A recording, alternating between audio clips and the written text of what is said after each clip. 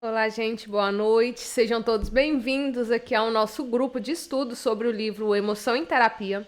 Hoje nós vamos falar sobre o capítulo 5, Regulação Emocional. Se você está chegando aqui agora, a primeira aula que você assiste, no meu perfil aqui você vai encontrar todas as aulas, tá? E eu vou deixar também abaixo o link da playlist completa, assim você consegue assistir as aulas passadas. Nós já passamos sobre o capítulo 1, que é a natureza das emoções, capítulo 2, diferenças individuais, capítulo 3, motivação e emoção, capítulo 4, self e autorregulação, e agora nós estamos no capítulo regulação emocional. O livro é esse aqui da fotinha, né? Emoção em Terapia, da Ciência à Prática, do Stephen Hoffman.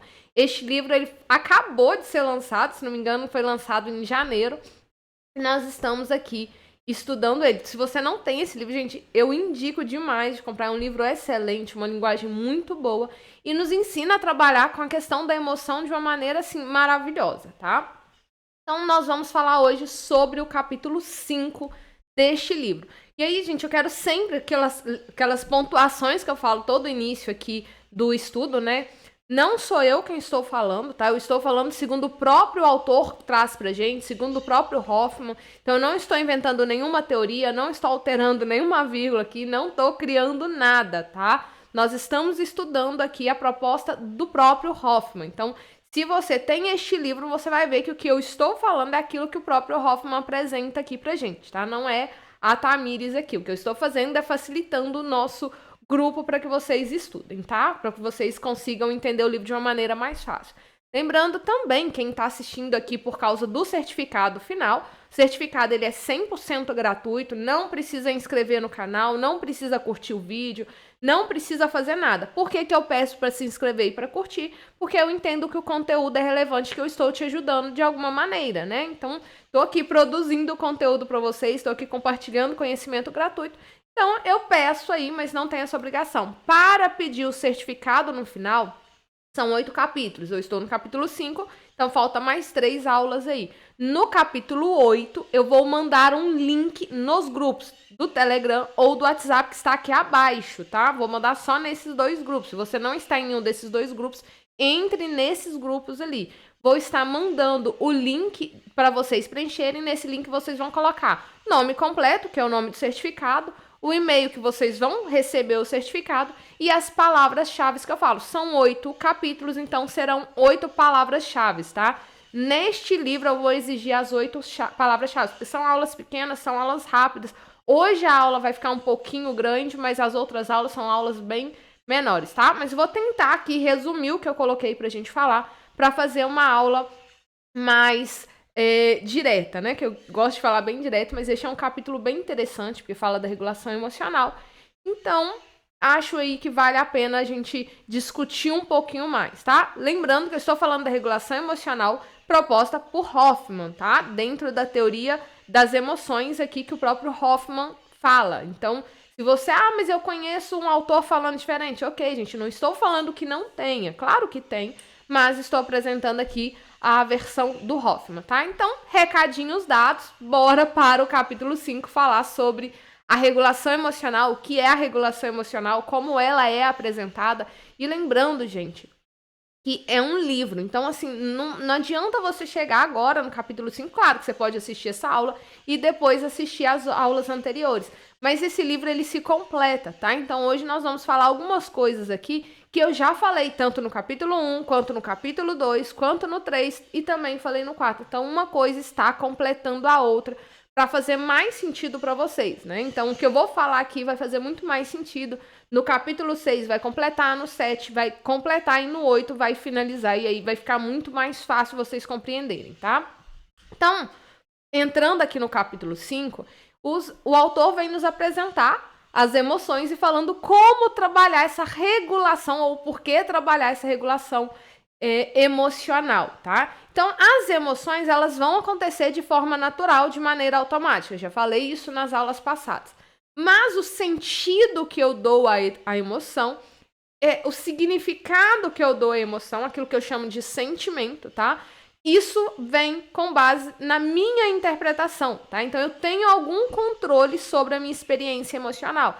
Eu não consigo, por exemplo, se tem uma onça na minha frente, eu não consigo controlar de não ficar ansiosa. Eu vou ficar ansiosa e isso vai ser de maneira automática. Eu vou correr, né? Vai ativar ali todo o sistema ansiosa, que eu falo que não é transtorno de ansiedade, tá? O ansioso é emoção natural que todo ser humano tem. Então, eu vou ter ali uma secreção de adrenalina. Então, vou ter várias questões neurobiológicas, que nós vamos estudar no capítulo 8, que vai ativar essas emoções de maneira natural. Porém, a interpretação que eu vou dar a isso depois, né, se a partir disso eu posso desenvolver ou não uma fobia, se eu posso sofrer com outros transtornos, ou se eu vou simplesmente ver aquilo ali, ficar com medo, reagir da melhor maneira possível para fugir da onça, e depois como eu vou reagir a partir deste meu contato, isso aí eu tenho algum controle a essa experiência.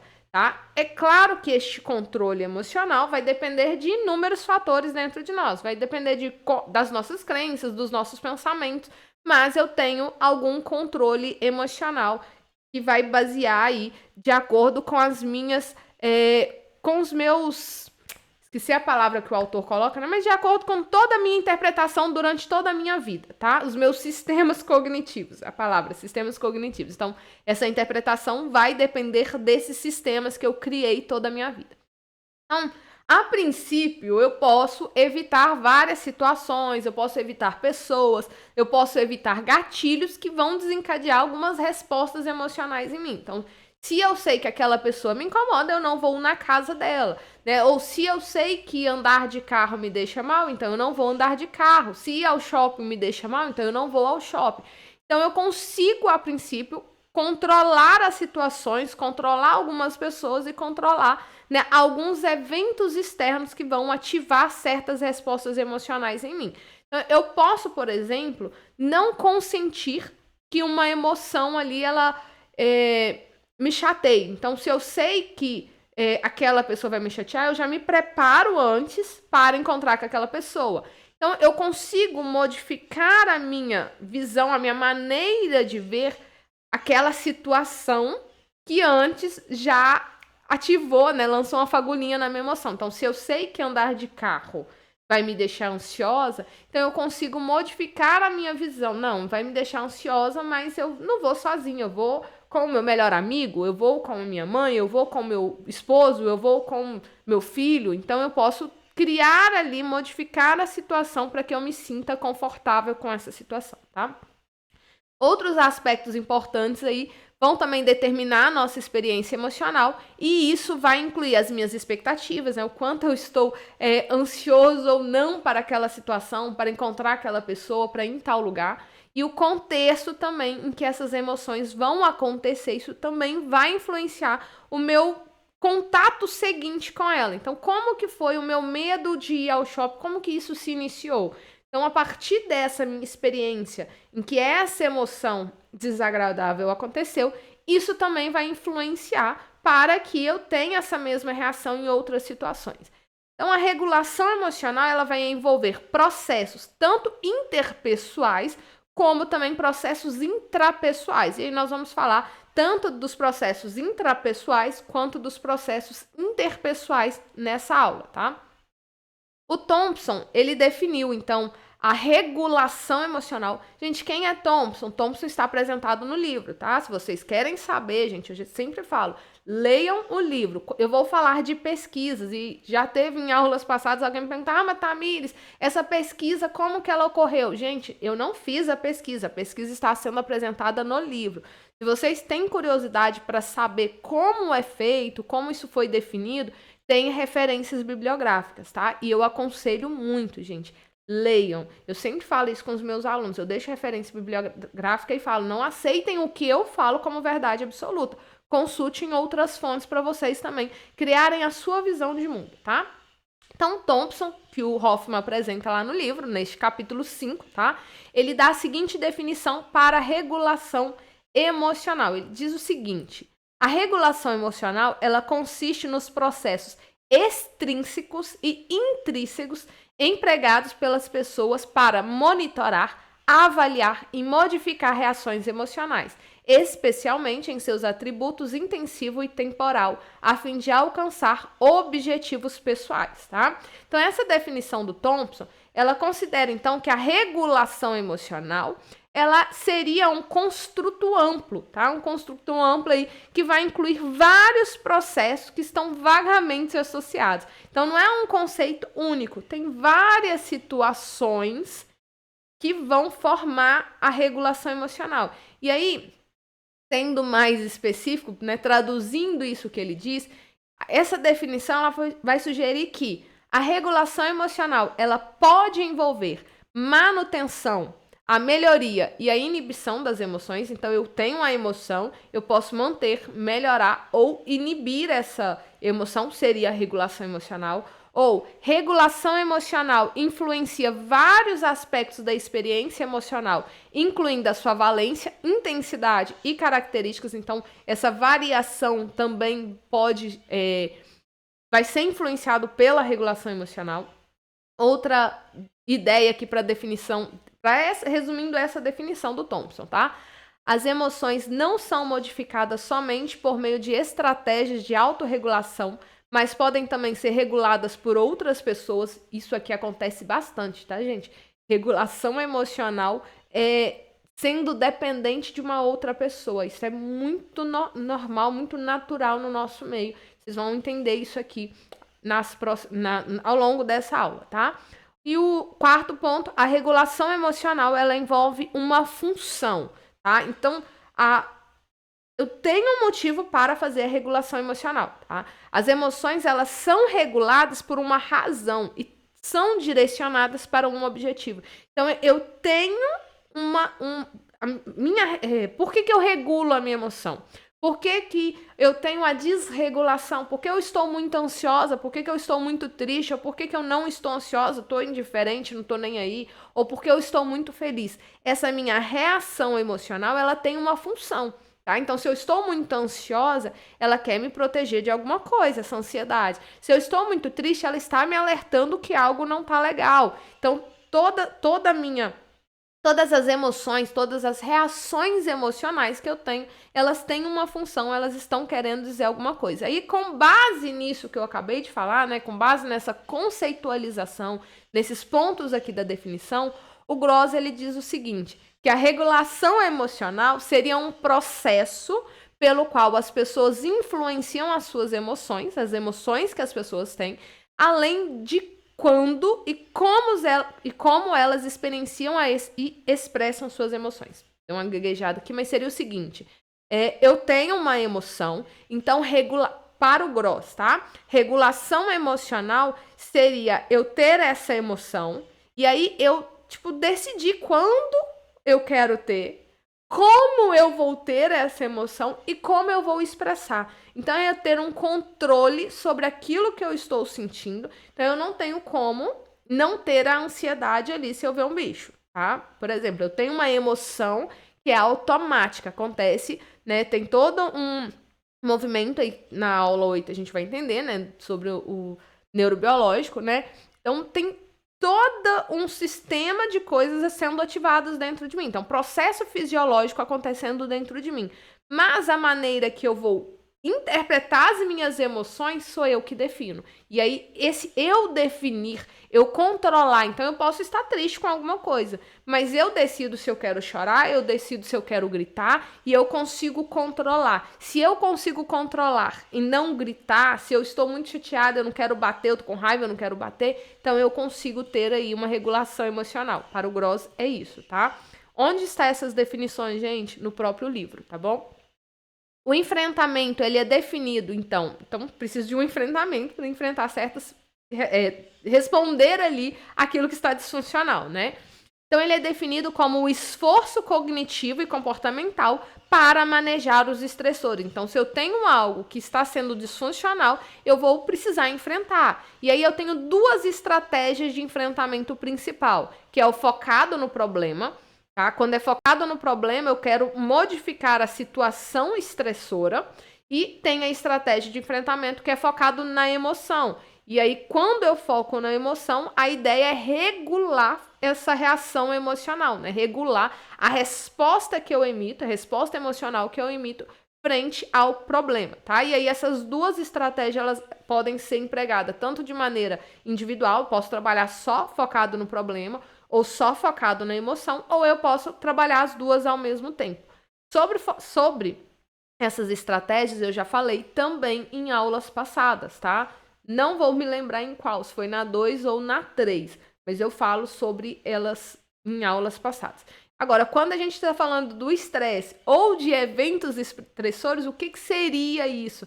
Né? A minha emoção frente a um evento estressor seria o estímulo, né? O agente ali, a situação que vai impor essas demandas no meu organismo, tá? Seria aquilo ali que está ativando em mim uma resposta no meu organismo, um estímulo em particular. Então, por exemplo, eu brigo com alguém. Isso pode ser o evento estressor, tá? Ou o estresse ali, tá? Então, eu brigo com alguém, essa situação.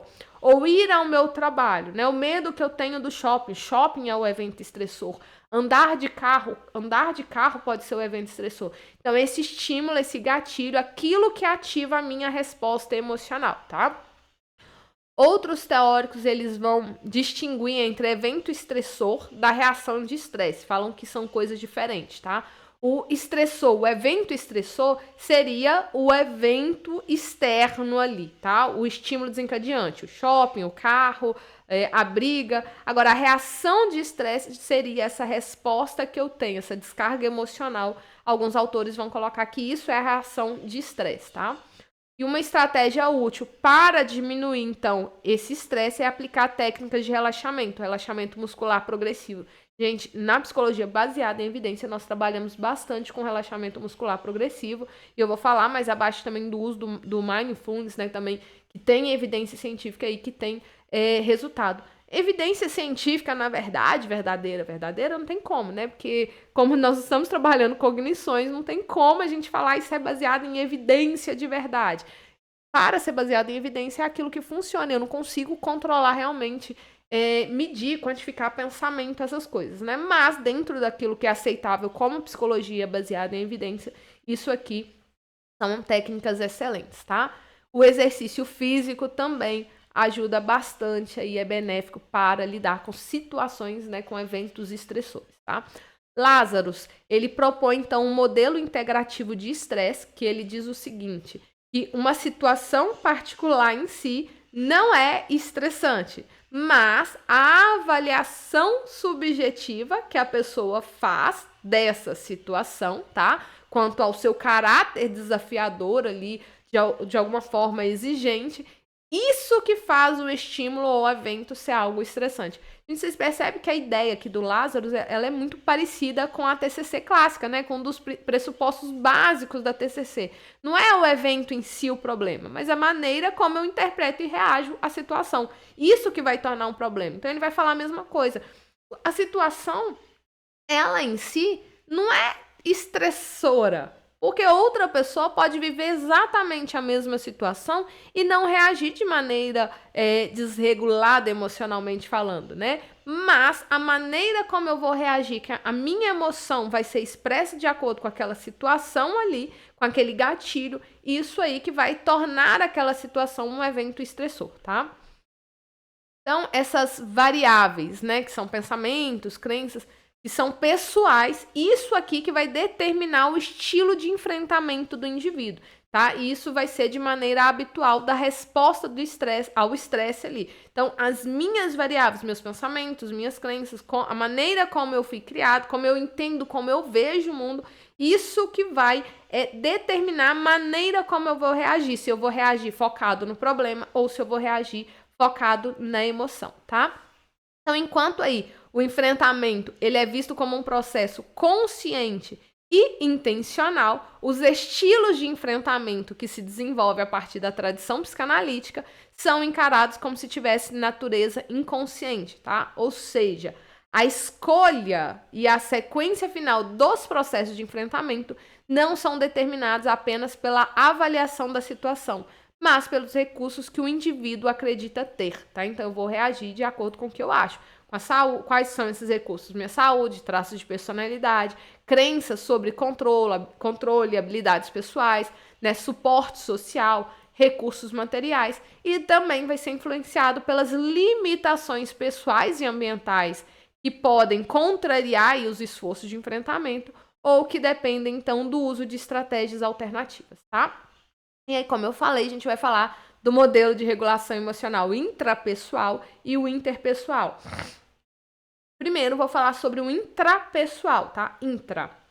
Nesse modelo de regulação intrapessoal, vai considerar que as emoções elas podem ser reguladas em vários estágios aí dentro do processo de quando a emoção ela é gerada, tá? Então, vai ter uma seleção da situação, modificação da situação, o emprego da atenção, modificação da avaliação cognitiva e modulação de respostas, tá? Estratégias da regulação emocional, elas podem ser divididas, então, em estratégia de regulação emocional focada na resposta e estratégia de regulação emocional focada no antecedente. Isso vai depender do seu timing ali durante o processo generativo da emoção, tá? Então, as estratégias focadas no antecedente vão ocorrer antes dessa resposta emocional, tá? Então, antes da resposta emocional ser ativada, eu já tenho essas estratégias focadas no antecedente sendo ativadas. E aí vai incluir táticas como modificação da situação, emprego de atenção, recomposição cognitiva da situação. Então, eu já sei que aquele lugar me gera uma ansiedade. Então, antes de eu ir para aquele lugar, eu já começo a fazer esse trabalho. Isso geralmente é feito de maneira automática, tá? A não ser que a pessoa já esteja em processo de terapia. Se você já está em processo de terapia, é claro, você já aprendeu a fazer isso. Agora, a supressão, que acontece bastante, tá? É muito comum de acontecer dentro dos transtornos, ela é uma estratégia focada na resposta, tá? E o que é essa supressão? É uma tentativa de alterar a expressão ou a experiência emocional. É quando eu quero suprimir o que eu estou sentindo. Então, eu não posso sentir tristeza, eu não posso sentir ansiedade, eu não posso sentir alegria, eu não posso sentir tal emoção. Isso é a supressão. Supressão é focado na resposta, tá? Supressão não dá muito certo, não. Tá? Supressão e a reavaliação. Gente, a reavaliação nós vamos falar mais profundo no capítulo 6, tá? Que vai falar sobre a avaliação e a reavaliação. Mas a supressão e a reavaliação, elas são duas estratégias de regulação emocional aí, que são as mais pesquisadas, né? Mais pesquisada aí, a maioria dos profissionais aí acabam, né, pesquisando sobre isso, sobre supressão e reavaliação. Reavaliação é até legal, vocês vão ver aí na aula passada. Agora, a supressão, ela não é tão eficiente falando assim, tá? O Gross, ele diz o seguinte, que nós temos estratégias em pontos distintos dentro do modelo que ele apresenta, tá? O livro, gente, esse livro Regulação Emocional é o capítulo, né? Esse livro, Emoção em Terapia do Hoffman, ele vai trazer uma figura que é muito interessante, que vocês abram lá, não lembro aqui a página que está, e não abri a imagem. Não abri a imagem, não tem problema não, vocês acompanham aí ou no PDF de vocês, aqui tem o PDF, lá no grupo já, acho que a maioria tem um PDF, ou quem não tem um PDF, eu sei que tem um livro físico, então vocês conseguem ver aí essa imagem, tá? O livro ele vai trazer essa imagem e ela vai ilustrar, então, essa ideia, esse processo de regulação emocional do Gross aí, que o Gross orienta, tá bom? Então, ela vai mostrar essa figurinha, os diferentes pontos do processo aí que vão gerar essa experiência emocional, tá? Que é o processo generativo da emoção.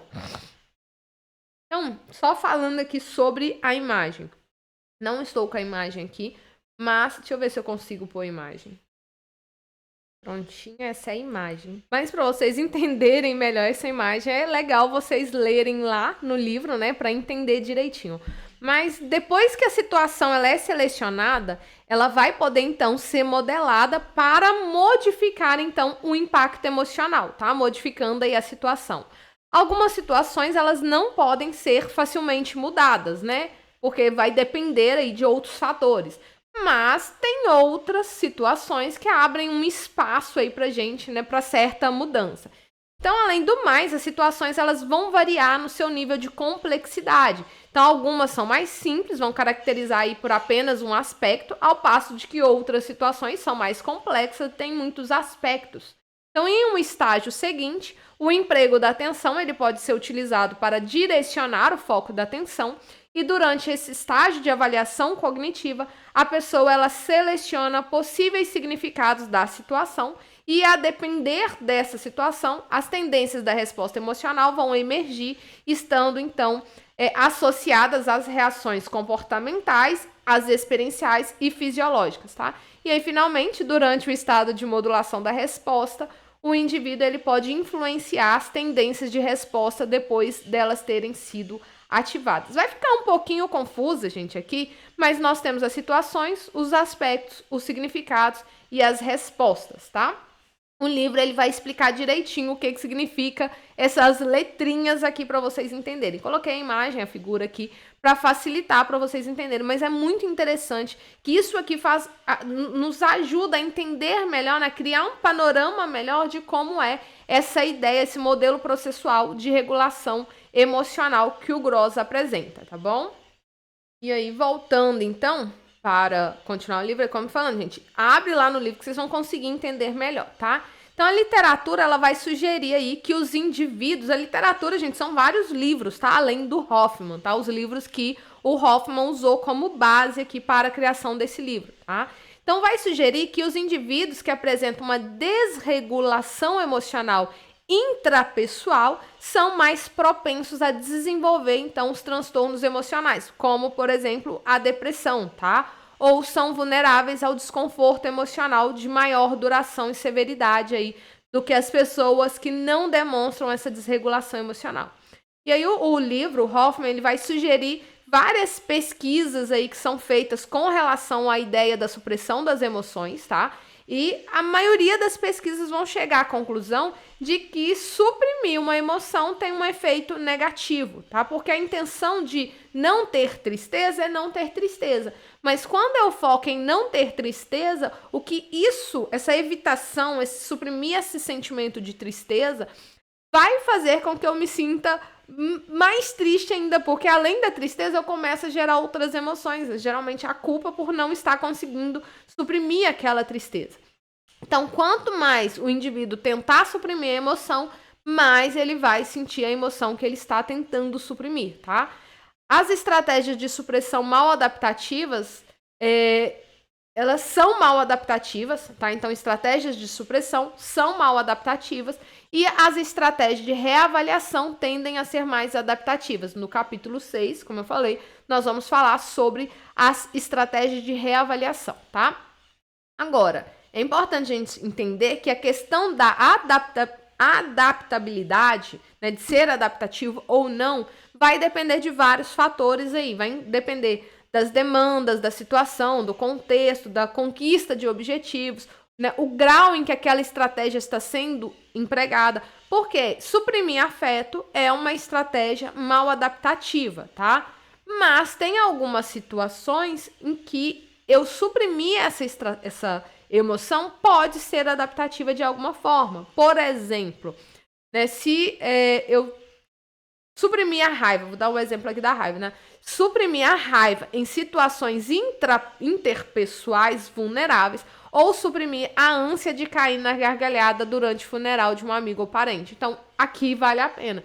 Claro que se você tá num funeral, você quer dar gargalhada e você tentar segurar, talvez te dê mais vontade de rir. Mas naquele lugar, você precisa segurar o riso, né? Não é o lugar adequado. Então, naquela situação, ou, por exemplo, se eu tô com muita raiva, minha vontade de socar a cara de uma pessoa, eu tenho que suprimir essa raiva, porque eu não posso bater, porque tem ali consequências com relação a isso, tá? Então, eu preciso, em algumas situações, pode se tornar adaptativo, mas num contexto geral, é uma estratégia mal adaptativa suprimir a emoção, tá? Então, uma explicação possível aí para o uso recorrente de estratégias de regulação ineficazes, tá? Porque a gente utiliza muito estratégias que são ineficazes, que não ajudam, é, de certa forma, a aceitabilidade e a tolerância em relação a certas experiências emocionais. Eu não aceito a minha emoção, eu não tolero aquela emoção, então eu acabo que vou utilizar uma estratégia de regulação emocional que não vai ser funcional coisa nenhuma, né? Vai acabar sendo desadaptativo, tá?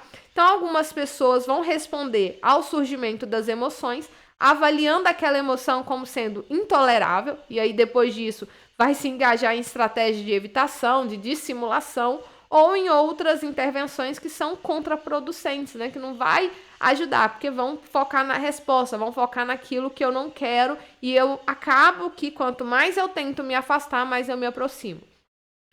E os tratamentos desenvolvidos recentemente para os transtornos emocionais empregam técnicas para focar especificamente nesses julgamentos negativos das emoções, tá? Nos esforços de controle aí emocional mal adaptativo. Por exemplo, a estratégia de mindfulness, né? Ela é muito utilizada, porque eu preciso aceitar como é. Eu preciso entender o que está acontecendo aqui neste momento. Então, estratégias de mindfulness são excelentes e traz resultados muito positivos aqui. É muito utilizado para quem trabalha na PBE também, tá? Na psicologia baseada em evidência. Então, alguns teóricos, eles examinaram aí o papel das emoções na psicoterapia, eles começaram a adotar, então, um modelo de processamento de informação. E esse modelo adotado vai sugerir o seguinte, que tem as seguintes etapas terapêuticas, que é o reconhecimento do afeto, criação do significado desse afeto, né?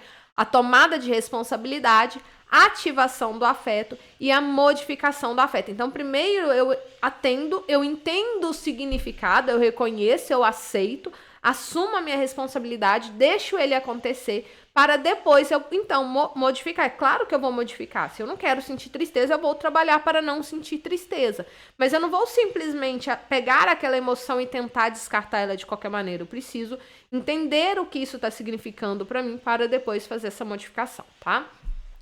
O FOA e o COSAC também, de maneira similar, eles adotaram a perspectiva do processamento de informação com relação às emoções, tá? E o modelo deles de tratamento vai considerar que as informações emocionais são armazenadas na memória na forma de uma rede, tá? No caso do medo, por exemplo, a terapia de exposição, ela vai atuar integrando novas informações que são incompatíveis com as informações existentes sobre a memória indutora do medo. Por quê?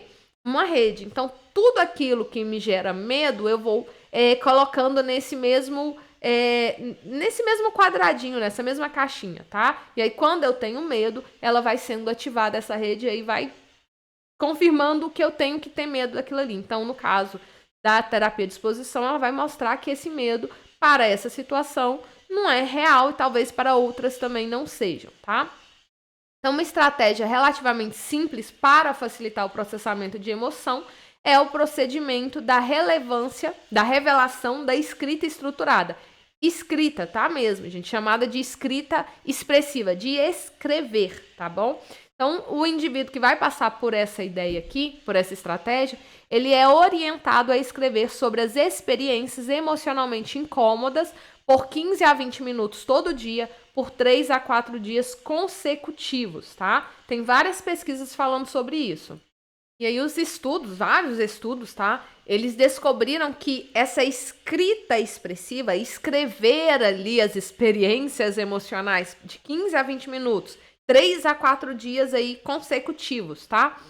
Então, esses estudos, eles descobriram que isso afeta de maneira positiva na saúde mental e na saúde física, tá? Então, escrever, expressar as emoções, cerca de 15 minutos por dia, é muito bom, tá? Então, essa condição da escrita expressiva, ela tem instruções aí para que as pessoas se desprendam, tá? E expõem aí as emoções, explorando também tanto os pensamentos quanto os sentimentos mais profundos ligados ali, tá? Com relação ao evento que está incomodando. Então, é possível que essa escrita, ela contraponha, de certa forma, os processos cognitivos mal adaptativos, como a ruminação, a inquietação aí, tá? Porque vai expor o indivíduo aos sentimentos que ele está tentando evitar. Então, ele vai parar e observar, entender aquilo que está acontecendo, o que ele está querendo evitar. Então, escrever sobre as emoções é uma estratégia eficaz para facilitar o processamento emocional, tá? Então, o ato de escrever, de pensar a respeito do evento emocional, vai permitir, então, estabelecer uma distância entre a fonte de desconforto e formar, então, uma perspectiva mais objetiva aí daquela situação, daquele evento que antes estava sendo estressante, tá? Então, a regulação emocional, ela tem origem ali nos relacionamentos de apego inicial, como eu falei, tá ligada às nossas crenças, aos nossos pensamentos, tá? Porque a expressão emocional de uma criança, ela vai se tornar o principal veículo pelo qual as figuras de apego, quem são as figuras de apego?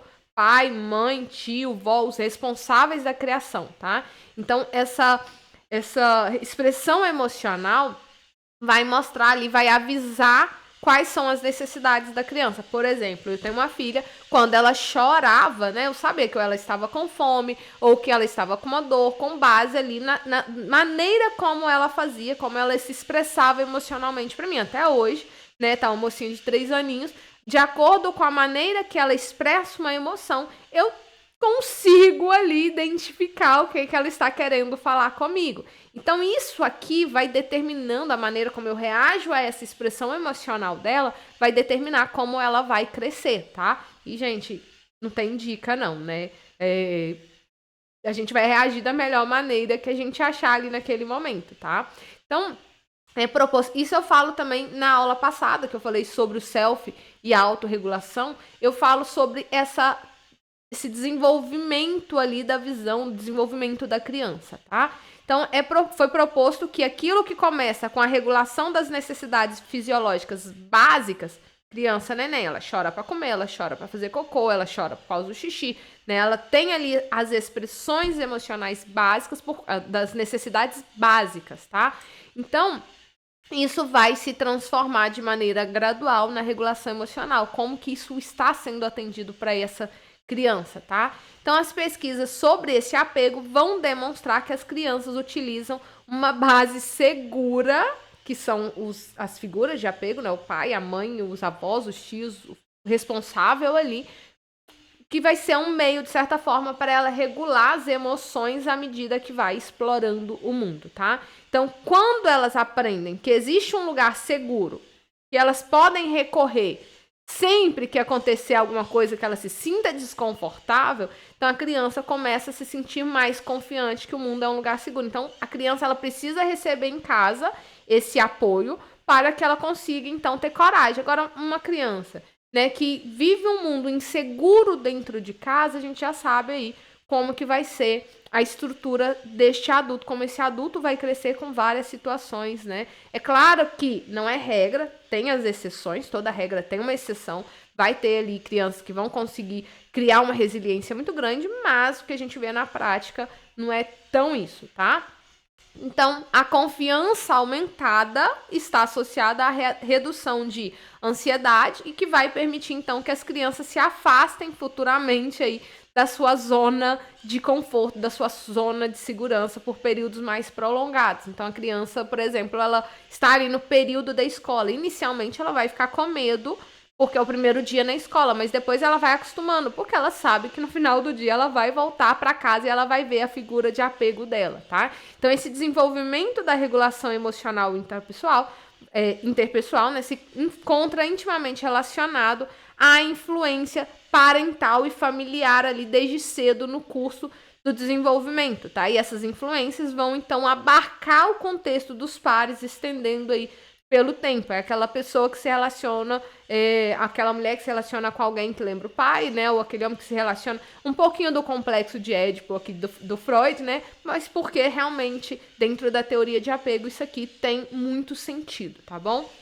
Então, é provável que os relacionamentos de apego adulto vão refletir, então, essa relação que a criança teve com o cuidador, tá bom, gente? Principalmente em virtude dessas vantagens evolutivas aí. Com base bem em teoria psicanalítica? Sim, porque, gente, não é que a gente não trabalha com a psicanálise, que a gente não tem importância a psicanálise. A TCC, ela é o que é hoje porque Aaron Beck, ele era psicanalista, tá? Então, a partir daquilo ali, de algumas teorias dali, que foi sendo desenvolvida, tá? Então, é extremamente importante a gente entender um pouquinho ali da psicanálise, tá? Palavra-chave da aula de hoje, tá? Da semana, do capítulo 5, desenvolvimento. Anotem a palavra-chave desenvolvimento, porque agora a gente continua falando aqui do capítulo, tá? Então, a regulação emocional, ela vai se desenvolver dentro de um contexto social aí, incorporando padrões e as normas sociais. Então, no curso do desenvolvimento, uma pessoa ela vai desenvolver as estratégias para regular o self e as emoções. Lembra que eu falei sobre o self na aula passada, tá? E as estratégias de regulação inadequadas vão levar a um desconforto emocional. E os estudos vão demonstrar justamente isso, que o apoio social, ele é um preditor aí geral, importante da saúde psicológica, tá? Então, esse apoio social vai se referir aos recursos psicológicos, os recursos materiais que são necessários para reforçar a habilidade que uma pessoa tem para lidar ali com o estresse ou não, tá? Falando agora sobre o sistema de regulação interpessoal, falei até agora do intrapessoal, tá? Então, agora falando do interpessoal, que foi proposto recentemente, vai distinguir, então, entre essas estratégias de regulação emocional intrapessoal intrínseca e a extrínseca que eu falei, tá? Que tem independente da resposta e dependente da resposta. Quando nós falamos da regulação interpessoal intrínseca, a gente está falando sobre o processo por meio do qual as emoções de uma pessoa são reguladas com auxílio de outra pessoa, tá? Intrínseca, auxílio de outra pessoa. Agora, quando eu falo da extrínseca, é o processo pelo qual a pessoa regula as emoções de outra pessoa, tá? Então, intrínseca, auxílio de outra pessoa, eu vou regular, então, a minha emoção com auxílio ali. Com auxílio da minha mãe, do meu pai, do meu esposo, do meu irmão, da minha tia, da minha amiga, do meu médico. Então, eu estou regulando com o apoio daquela pessoa. Extrínseca, eu estou regulando, eu sou esse apoio, né? Eu estou ajudando a regular ali o meu paciente, o meu cliente, tá? Esses processos são dependentes da resposta ou independentes. Esses conceitos são um pouquinho complicados para entender, mas a gente vai, nas próximas aulas, aprofundar, tá? É dependente da resposta, se respalda numa resposta específica da outra pessoa, e é independente da resposta se não demanda que a pessoa ali responda de qualquer maneira específica, tá? Então, no caso da regulação emocional interpessoal intrínseca, uma pessoa ela vai desejar regular a sua emoção por meio da ajuda de outra pessoa, tá? Por exemplo, eu não dirijo sozinha, eu só dirijo porque eu tenho medo de ter um ataque de pânico, eu tenho medo de dirigir sozinha. Então, eu preciso do meu esposo. E aí, ou outra pessoa de confiança, tá?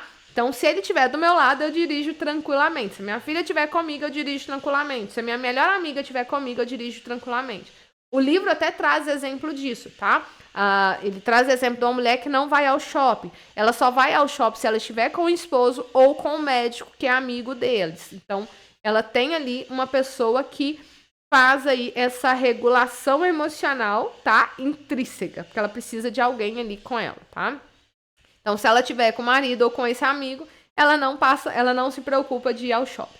Então, como essas estratégias intrapessoais de regulação emocional, elas podem ser adaptativas ou desadaptativas, as interpessoais também podem ser adaptativas, tá? Se realmente for um regulador ali do estresse emocional, ou se for e pode ser mal adaptativa se contribuir com a manutenção do problema. Qual que é o problema, né? A pessoa de segurança, por exemplo, eu só dirijo com meu esposo. Isso pode ser adaptativo se o meu esposo ele me der essa segurança para que eu consiga dirigir sozinho. Isso é adaptativo.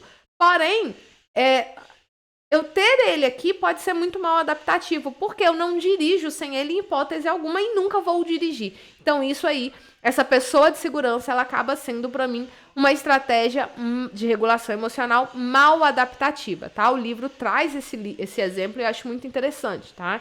Então, ela pode ser, meu esposo pode ser, para mim, segurança e pode ser adaptativo se ele tá comigo, por enquanto, mas me incentiva a dirigir sozinha, ou se eu, enquanto terapeuta, ensino esse esposo. Então, a gente também traz a pessoa, figura de segurança, para o processo de terapia, tá? Porque a gente precisa psicoeducar a pessoa de segurança, tá? E aí, se essa pessoa de segurança, ela está inicialmente para dar segurança e depois ela vai dando a independência para que essa pessoa dirija sozinho, adaptativo. Mas se não, se cria essa dependência de eu nunca, nunca, nunca vou dirigir sem essa pessoa, isso é bem desadaptativo, tá bom? Então, pessoa como pessoa de segurança, geralmente é estratégia mal adaptativa, porque a pessoa ela acaba sendo a manutenção desse medo aí irracional que ela tem. Então, eu tenho medo de dirigir. Mas se eu dirijo por todo lado com meu esposo, qual que é a diferença de estar ele aqui ou não? Né? Ele não pode pisar no freio para mim. Se ele, dependendo do jeito que eu tiver, se ele puxar o freio de mão é perigoso. Então, isso é mal adaptativo e vai, de certa forma, mantendo esse meu medo, porque eu nunca vou dirigir sem ele. Então, ele está alimentando, está sendo um efeito de manutenção aí no medo irracional, tá? Em relacionamentos próximos, é claro que a regulação emocional não vai se limitar somente nessas estratégias aqui, tá? Mas vai ter também tanto estratégias interpessoais quanto intrapessoais. E aí o modelo interpessoal da regulação emocional, ele vai fornecer então um sistema teórico dentro do qual se pode compreender o contexto interpessoal e social que vai contribuir então para essa manutenção do transtorno, tá? Então a gente sempre vai educar aí essa pessoa de segurança do nosso cliente, tá bom? E esse é o capítulo, assim, a gente finaliza o capítulo 5, semana que vem, sexta-feira, tá, gente? Nossas aulas agora são sexta-feiras, 19 horas. Nós vamos falar sobre o capítulo 6, que é a avaliação e reavaliação. Falei que a aula ia ser grande, até que não foi, né? Chegou até pequena. Mas, então eu agradeço, gente. Peço aí quem não inscreveu no canal, inscreva, ativa o sininho aí pra vocês acompanharem a aula. Finalizando este livro aí, eu vou trazer um projeto bem interessante para vocês sobre como a TCC se desenvolve, né? Uma introdução sobre a terapia cognitivo-comportamental. Então, se você é terapeuta da terapia cognitivo-comportamental e não conhece, é uma excelente oportunidade aí para vocês conhecerem essa série que eu já estou produzindo e vai sair após a gente finalizar esse estudo aqui, além de você também conseguir acompanhar os outros GEs, né? Após esse, nós vamos fazer o GE do livro Questionamento Socrático também, tá? Dá um joinha se você gostou, se você não gostou, não dá um joinha não, ou dá se você se quiser, né? Mas é isso aí, gente, eu encontro vocês semana que vem. Se você não tá no grupo e quiser participar, o link dos grupos estão abaixo, tá? Tem o grupo do WhatsApp, o grupo do Telegram, não é obrigado estar no grupo. O grupo é importante vocês estarem lá no final para preencher o link, né? E para receber toda a informação que eu passo aí, tá bom? Então não é obrigatório, mas na hora de preencher o link pro certificado, vocês precisam estar lá, mas isso é só no capítulo 8, tá? Boa noite a vocês, gente, obrigada. Quem tá assistindo gravado, bom dia, boa noite, um bom resto de dia aí, um bom final de semana, não sei que dia que vocês estão vendo, né? Então, se ficar dúvida, gente, deixa nos comentários aí, até semana que vem.